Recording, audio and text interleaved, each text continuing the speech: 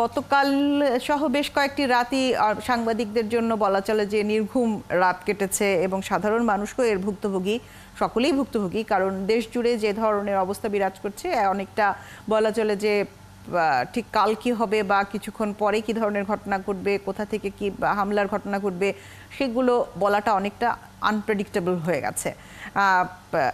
আপনার কাছে কি মনে হচ্ছে পুরো পরিস্থিতিটি দেখে এই মুহূর্তে? ধন্যবাদ আপনাকে। পুরো পরিস্থিতিটি মানে এই আন্দোলনটা যখন শুরু হয় তখনই আমার পর্যবেক্ষণ ছিল যে এটা তো আসলে নতুন আন্দোলন না। প্রথম কথা এটা অনেক পুরনো আন্দোলন। 97 সালে যখন এই কোটা, বিশেষ করে মুক্তিযোদ্ধা কোটা যখন 30% করা হয় তাদের সন্তানদের জন্য, তখন করা হয়, তখন এই শাহবাগের, তখন আমি ক্যাম্পাসে ছিলাম, শাহবাগের ওখানে এই শিবিরের নেতা কর্মীরা তারা ওখানে এটার প্রতিবাদে সমাবেশ করার চেষ্টা করেছিল। নগদের কাছে সব গ্রাহকই প্রিয়, তাই তো সারা দেশে ক্যাশ আউট চার্জ সবচেয়ে কম। তারপরে আমরা দেখেছি 18 সালের আন্দোলন দেখেছি, এবং 18 সালের আন্দোলনের যে চরিত্র ছিল এবং এইটার নিউক্লিয়াসে যারা ছিল, বিশেষ করে নিউক্লিয়াসে, তাদের পরিচয় তো এখন উন্মোচিত, তাদের পরিচয় এখন স্পষ্ট সবার কাছে। ফলে আজকে যারা আন্দোলন করছেন তারাও বলছেন তারা অন্তত 2018 সালের আন্দোলনের ধারাবাহিকতা তারা এটা করছেন সেটা। ফলে এই আন্দোলনের, ধরুন এটা যেহেতু একটা সেন্টিমেন্ট আছে, সাধারণ শিক্ষার্থীদের মধ্যে একটা সেন্টিমেন্ট আছে, ফলে সাধারণ শিক্ষার্থীদের একটা সম্পৃক্ততা এটার মধ্যে আছে সেটা, কিন্তু এটা নিউক্লিয়াসে কিন্তু এই তথাকথিত সাধারণ শিক্ষার্থীরা নেই, থাকার কথা না।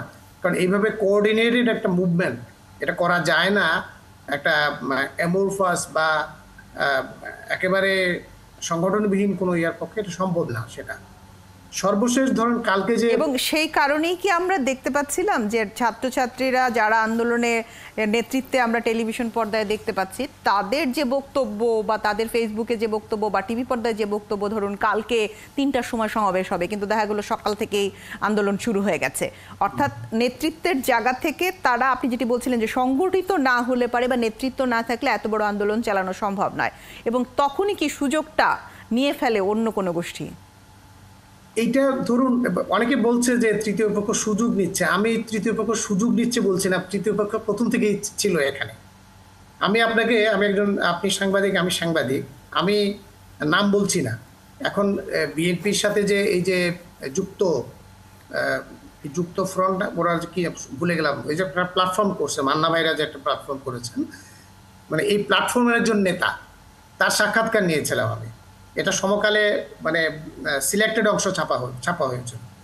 সেখানে তিনি বলেছেন যে ওই 18 সালের যে মুভমেন্টের যে প্রধান নেতা যারা ছিল, তার সহযোগী যারা ছিল, তাদের সাথে তাদের কি ধরনের রিলেশন ছিল, কি ধরনের কনসালটেশন ছিল, কি ধরনের প্রস্তাব তাদের ছিল। তো ওনার বক্তব্য ছিল ওরা সবগুলো শুনতো না, তাদের বক্তব্য তারা শুনতো না, সেই জন্য তাদের ইত্যাদি ইত্যাদি এই সমস্ত পরিণতি ঘটেছে সেটা। তো ফলে আমি বলছি যে এই যে আন্দোলনটা, এটা কিন্তু একদম শুরু থেকে এখানে তৃতীয় পক্ষ আছে। এখন যারা সিদ্ধান্ত, স্পোক্স পারসন যারা আমরা যাদেরকে দেখছি, তারা সব সেই মতো ডেলিভার করছে না, সেটা ভিন্ন বিষয় সেটা, কারণ তাদের একটা স্বতন্ত্র সত্তা থাকতে পারে, কিন্তু তারা guided by some other forces.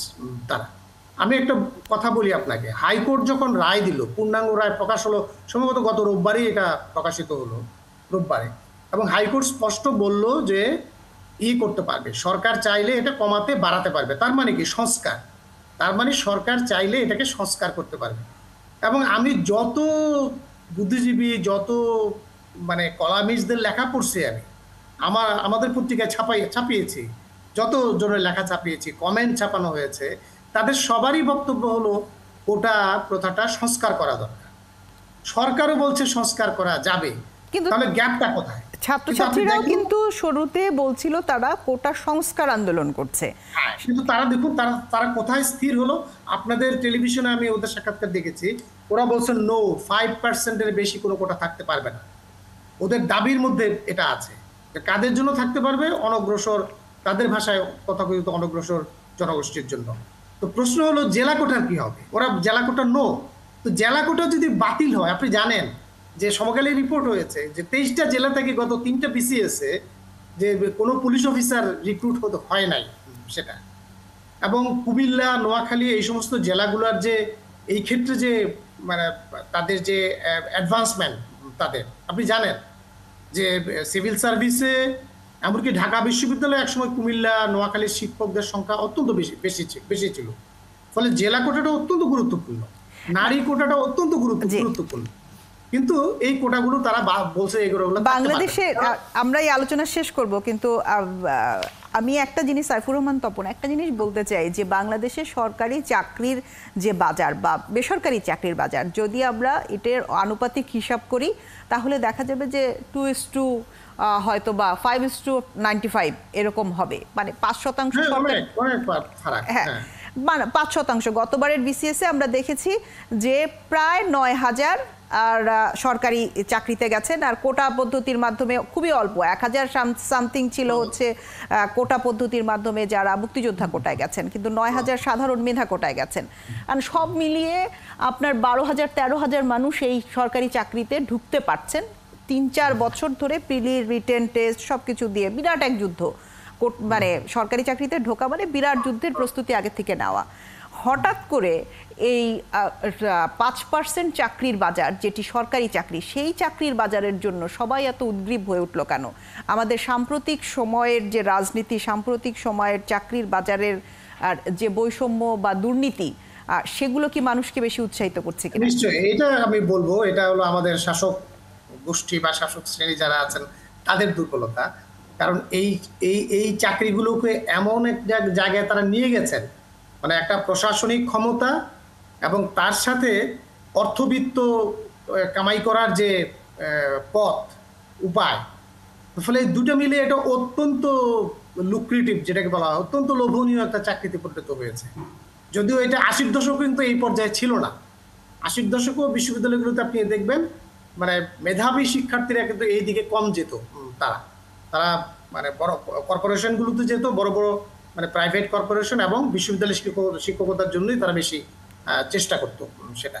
ফলে এটার তো একটা বিরাট আছে, পুল ফ্যাক্টর আছে এখানে, যে কারণে অল্প কয়েকটা জায়গার জন্য এই যে হাজার হাজার মানে ছেলে মেয়ে তারা মনে করছে যে সব কোটা তুলে দিলেই বুঝি তাদের চাকরি হয়ে যাবে। না, এটা হবে না। একটা বিসিএস 2,000 হচ্ছে, 2,500 হচ্ছে, 3,000 হচ্ছে, এর বেশি তো নিতে পারবে না সেটা। তাহলে আমরা যদি ঘটনার পরম্পরায় দেখি যে আমরা যখন বেশ কিছু সরকারি কর্মকর্তা মতিউর বা বেনজির এদের কর্মকাণ্ডের পরেই এই ধরনের একটি আন্দোলন আসলো যেখানে কিনা সরকারি চাকরির প্রতি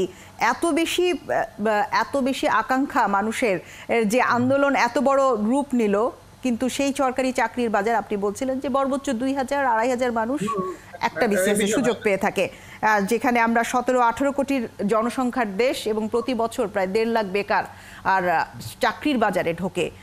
সেইখানে কি আসলে এই 2,000 কোটার জন্য এত বড় যুদ্ধ, সেটিও কতটুকু যৌক্তিক সেটাও আমাদের বিবেচনা করতে হবে। আপনাকে ধন্যবাদ জানাই সাইফুর রহমান তপন। এই আন্দোলনের নানা দিক রয়েছে এবং বিভাজন, যে বিভাজনে নিজেদের আত্মপরিচয় নিয়ে নানা রকম সংশয় তৈরি হচ্ছে বিভিন্ন গোষ্ঠীর মধ্যে, সেই আলোচনা করতে হবে। শুধুমাত্র আন্দোলনের সহিংসতায় নয়, সহিংসতার পেছনের ঘটনাটাও সামনে নিয়ে আসতে হবে। সাইফুর রহমান তপন, আপনাকে ধন্যবাদ।